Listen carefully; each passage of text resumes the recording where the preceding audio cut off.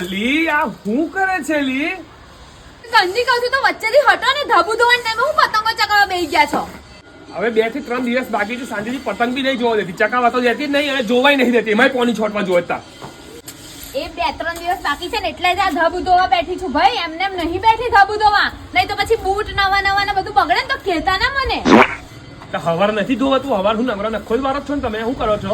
હવાર કામ કરીએ છે, કામ કરીએ છે હવાર. ધાબુ ધોવું અને મન તો લગાડ્યા ધંધા.